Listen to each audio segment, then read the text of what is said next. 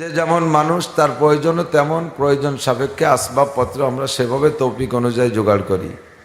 শিল্পপতি কোটিপতিদের ল্যাপতোষকের মাপে তো আমি ভ্যান রিক্সা চালাই নিয়ে আলা আমরা কি অত দামি ল্যাপতোষক বানাতে পারবো নাকি? তারপরও আল্লাহর রহমতে ওদের চাইতে আমাদের এই পুরন খেতার মধ্যে ঘুম ভালো হয়, ঠিক না? তারা ঘুমাইতে বড়ি খাওয়া লাগে 40-50 টাকা দামের একটা, আর আমরা আল্লাহর রহমতে ঘুমানোর নিয়ত করে পেশাবখানায় গেছি, পেশাবখানার থেকে ঘুমোতে ঘুমোতে যে বিছানে শুয়ে পড়ি। অনেকে পেশাবখানায়ও কাইতে ঘুমাই যায়, একটুও বড়ি খাওয়া লাগে না। এখন না আলহামদুলিল্লাহ। আর ঘুম আল্লাহর নিয়ামত। ঘুমকে আল্লাহ পাক ওয়াজআলনা নাওমাকুম সুবাতা, দুনিয়ার যত ক্লান্তি কষ্ট আল্লাহর রহমতে ঘুম গেলে তা দূর হয়ে যায়। ঘুম হলো প্রশান্তির জন্য বানিয়েছেন আল্লাহ তাআলা, ঠিক না? ঘুম হইলে মনের সব ক্লান্তি, শরীরের সব ক্লান্তি দূর হয়ে যায়। তাহলে ঘুমটা আল্লাহর নিয়ামত। এই নিয়ামত থেকে তারা বঞ্চিত, আমরা নিয়ামত পেয়েছি বলি আলহামদুলিল্লাহ। আমার বাড়ির মসজিদে বেশ প্রায় 20-25-27 বছর আগে হবে একটা তবলিগ জামাত আসছে, সিলেটি জামাত। ওর ভিতরে বাংলাদেশি মানুষ তো ভ্যারাইটি রঙের, একেবারে পশ্চিমের মতো ধলাও আছে, আবার আফ্রিকিকে মতো কালাও আছে না বাংলাদেশে? 12 ভেজাইলি মানুষ। কারণ এদেশে ধর্ম পাইছে তো 12 আউলিয়ার মাধ্যমে। এদেশে সব কিছু এরকম 12 তালের, রাজনীতি 12 তালের, ধর্মনীতি 12 তালের, রং কালার 12 তালের। ওর মধ্যেই 2 ধরনের লোকই আছে ওই জামাতে। তার ভিতরে একটা লোক বড় জুয়ান, ভাগ্যক্রমে তার চুল ওই হাফসিকে মতো কুকড়া কুকড়া, দাড়িও এরকম একটু কোড়া কোড়া ধরনের, দুমসা কালা। তা আমি মনে করছি এই লোকটার বাড়ি হয়তো হাবশায় হবে, আফ্রিকা হবে। হযরত বিলাল রাদিয়াল্লাহু তাআলা আনহু দেশের মানুষ, আরবিতে কথা বলবে। মাগরিবের পরে ওনার বয়ান, তো বয়ান শুরু করছে তাদের যে না আরবিতে কয় না, সিলেটি বাংলায়। তো আমি তো সব জায়গায় কম বেশ ঘোরা আছে বিদায় আওয়াজ বুঝি, শব্দ কথা বুঝি, একটু শুদ্ধ বাংলায় বলার চেষ্টা করতেছে। তো উনি একটা কারগুজারি শুনাইলেন, তবলিগের একটা কারগুজারি শুনাইলেন। কারগুজারি বুঝেন তো? বিগত ইতিহাস, পিছনে ঘটে যাওয়া বিষয়কে আলোচনায় আনার নাম তবলিগির ভাষায় বলে কারগুজারি। তো এই কারগুজারির ভিতরে উনি বললেন, আমি আজ থেকে 2 বছর, ওই সময় থেকে 2 বছর আগে, বলতেছে 2 বছর আগে আমি আমেরিকা গিয়েছিলাম তবলিগ জামাত নিয়ে। আমেরিকার নিউ ইয়র্ক শহরেই একটা মসজিদ, বড় চমৎকার মসজিদ, যদিও কাফের দেশ, মুশরিক দেশ, নাসারাদের দেশ, তবে মুসলমানদের ধর্মীয় আমলে বাধা নাই। দারুণ দারুণ মসজিদ বানাইছে মুসলমানরা। তার একটা মসজিদে আমরা বসা। তবলিগওয়ালাদের দিনের বেলার যে আমল সেটা হলো 2 জন যাবে খেদমতের জন্য, আর বাকিরা বসে মসজিদের ভিতরে কিতাবি তালিম হবে। যে দেশে যাইয়া, যে দেশের তবলিগ যায় ওই দেশের ভাষাই বেশিরভাগ পড়া হয়, যাতে ও দেশালারাও বোঝে, আর এই বোঝাওয়ালা মানুষও সাথে থাকে। তো আমরা ইংলিশেই ফাজাইলে আমাল তবলিগে নিসাব পড়তেছিলাম। একজন পড়তেছে আর আমরা বাকি কয়জন এই লক্ষ্য করে শুনতে হবে এদিক থেকে। মনে রাখবেন, দাস্তা বাকার আয়াত গর্চে বাসাত সারে মার, রেখে দাও কাজে লাগবে যদিও সাপের মাথা। সময় সময় সাপের মাথা কাজে লাগে। বলতে গেলে আপনি আলোচনাটা বলবেন, আমি ওনার থেকে শুনছি, বিলকুল যা শুনছি তাই নকল করতেছি। আপনি আর এক জায়গা বললে ইনশাল্লাহ কথাটা ক্রিয়াশীল হতে পারে। তো বলতেছে উনি, একজন পড়তেছে আর আমরা বাকি কয়েকজন শুনতেছি। আর তবলিগের কারবার দেখছেন নাকি আমি জানি না, যারা গিয়েছেন তারা বলতে পারবেন। যখন এই পড়াপড়ি শুরু হয় তখন কেউ শোনে, কেউ ঘুমায়। ওই বসে বসে শুনতে শুনতে জিম এসে যায়। আবার ঘুমের মধ্যে কিছু শোনে নাই, ঘুমাই রয়েছে, খানিক জাকি মেরে উঠে কয় বেশক বেশক বেশক, মানে আপনি যা পড়ছেন এর মধ্যে কোনো সন্দেহ নাই, অথচ উনি শোনে নাই, ঘুমাই রয়েছে। তো ওই লোক পড়তেছে আর আমরা সবাই শুনতেছি। এর মধ্যে আমাকে ওই ক্ষেত্তার ভিতরে 2 জন ঘুমোচ্ছে বসে বসে, জিমেছে, খুব গভীর জিম।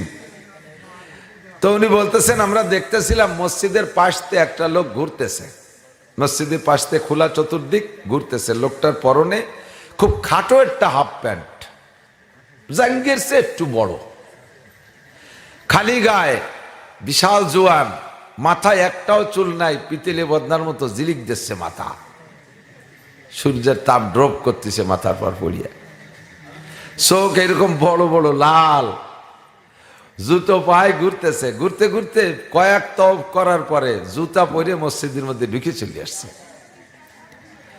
গ্লাস, চতুর্দিক দিয়ে গ্লাস, গ্লাসের মধ্যে দিয়ে আমাদের এই কারবার দেখতেছে। ওর ঘোড়া দেখে আমরাও ভয় পাচ্ছি, সন্দেহ করতেছি কোনো ক্ষতি করি না বসে। তো কিছুক্ষণ পরে ও জুতা পরেই ঢুকে পড়ছে, ঢুকে আইসা ওই যে দুইজন ঘুমাচ্ছে ওই দুইজনের মাঝখানে বসছে। পর্নেওয়ালাকে স্টপ করা দিছে, ভাই একটু থামেন, এনাদের সাথে একটু কথা বলার দরকার আমার, ইংলিশেই বলতেছে। তো উনি বসার পরে ওই দুজনের ঘুম ভেঙে গেছে, বলতেছে ভাই এই জায়গায় কথা হচ্ছে, পড়তেছে একজন জোরে জোরে পড়তেছে, এই জায়গায় বসে আপনার ঘুম আসে কি করে? পড়ার ভিতরে কথার মধ্যে ঘুম আসে কিভাবে? আপনি কি ওষুধ খাইছেন বলবেন? কেন? আমি এই 19 বছর ঘুমাই না, মাথার চুল পড়ি সাপ। আমেরিকান ঘুমের যত অত্যাধুনিক ঔষধ আছে সব খাইছি, এখন আর কাজ হয় না। ইনজেকশন, ঘুমের ইনজেকশন নিতে নিতে দুইটা ডানা জাজরা হয়ে গেছে, আমারে অজ্ঞানী করতে পারে না, বেহুশি হইলা, ঘুমই আসে না। আর এই জায়গা কথা হয়, আপনি ঘুমোচ্ছেন, আমি নির্জন কক্ষে চেষ্টা করি ঔষধকে, ঘুম আসে না। নিশ্চয়ই খুব পাওয়ারওয়ালা ওষুধ, আপনার একটু বলবেন আমার ওষুধের নামটা, আমি কিনে খাবো যাতে আমার একটু ঘুম হয়। তবলিগওয়ালারা তো হেকমতি পাহলু অবলম্বন করে, ওনাদের আল্লাহ তাআলা একটা আধ্যাত্মিক চক্ষু দেশে। আমির সাহেব কয় বুঝিয়ে ফেলাইছি, ও ঘুমের ঔষধ চাইতে আমাদেরকে তো বাইরে ডাকলেই পারত, মসজিদের বাইরে ডাকলে পারতো যে ভাই একটু এদিকে আসেন, আমি তো জুতো পরা, আসেন আমার একটু ঘুমের ওষুধের নাম ডাকুয়ে দেন। ওরে মসজিদে আসলো কেন? ওরে মসজিদি ও আনে নাই, মসজিদি আল্লাহ নিয়ে আসছে।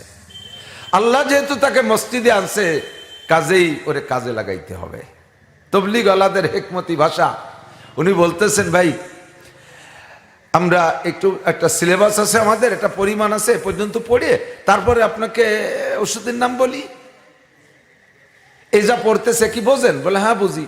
আর ওই সময় পড়তেছিলেন হিকায়েতে সাহাবা, তাও পড়তেছে কোন কিসসা, যে ইটালিরা রুমের প্রধান হযরত ওমর রাদিয়াল্লাহু তাআলা আনহুকে পর্যবেক্ষণের জন্য যে টিম পাঠাইছে, শুনছেন তো গল্প?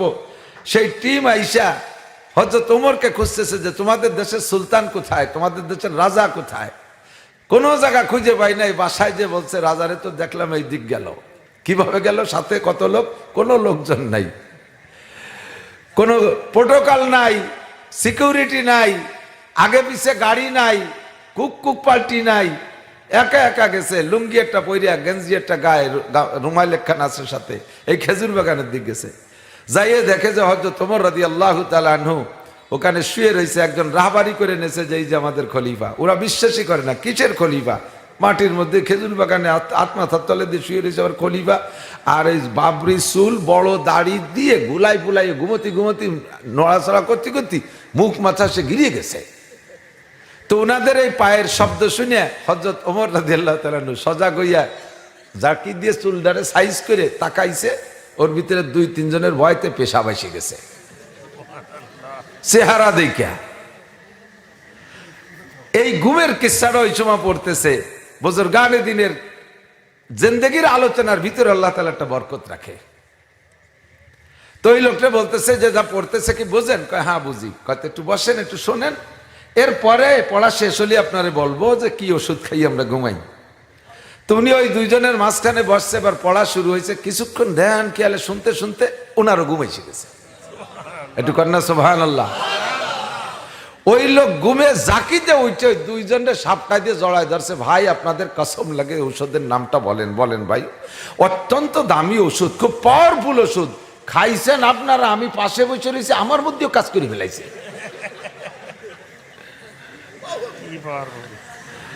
কুনু মা'আস-সাদিকিন, সত্যবাদীদের সাথে থাকলে সত্যবাদিত্বের ঘিরানো মানুষের মধ্যে ঢুকে পড়ে, ঠিক না? আমির সাহেব কয় কাজ হবে, কাজ গম যখন ওর আইছে কাজ হবে। আমির সাহেব বলতেছে ভাই অবশ্যই বলবো, আসছেন আপনি আমাদের কাছে, ঔষধের নাম বলতে কি নিয়ে খাবেন আপনি? তা আমাকে কইতে তার কিরবটা নেই, আর একটু বসেন, আর একটু পড়া হলে তারপরেই বলে দিচ্ছি।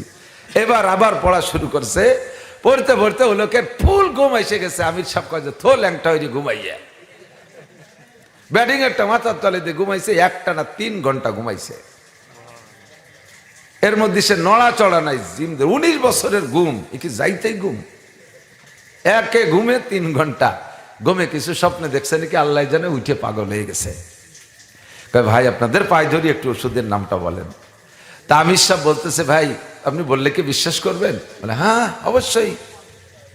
কয় আমাদের ঔষধের নাম আছে, আমাদের ঔষধ এখনো খাওয়া লাগে না, শুধু ওই প্রেসক্রিপশন থেকে ঔষধের নাম পড়লেই ঘুম আসে।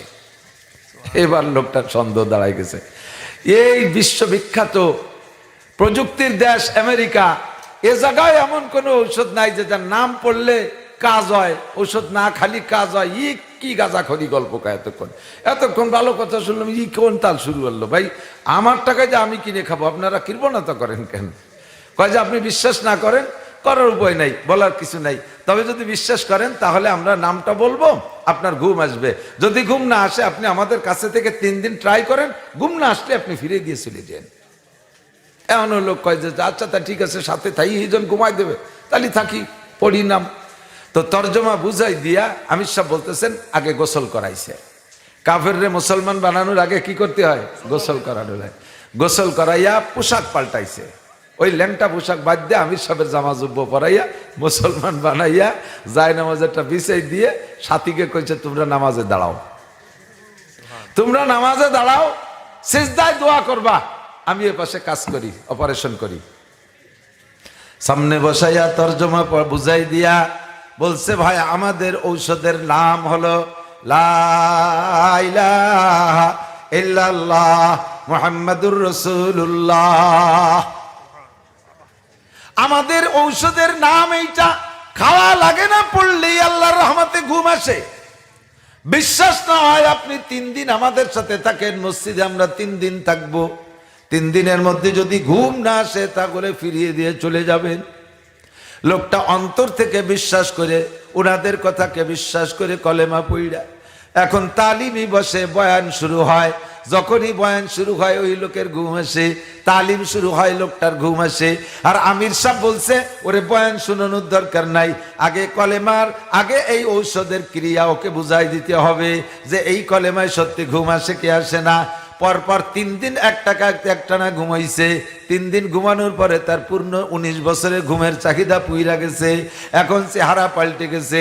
এবার শুধু পাগলের মতো কান্দে আর কয় ভাই আমাদের আমেরিকা বিশ্বের সেরা প্রযুক্তির দেশ, আমরা কোনো কিছু আবিষ্কার করতে পারলে এইটা সারা দুনিয়ায় পৌঁছাইয়া দেই, পয়সার লোভে হোক, নিজেদের আত্মপ্রকাশের জন্য হোক, যে কোনোভাবে সারা দুনিয়া আমাদের আবিষ্কারগুলো পৌঁছাইয়া দেই।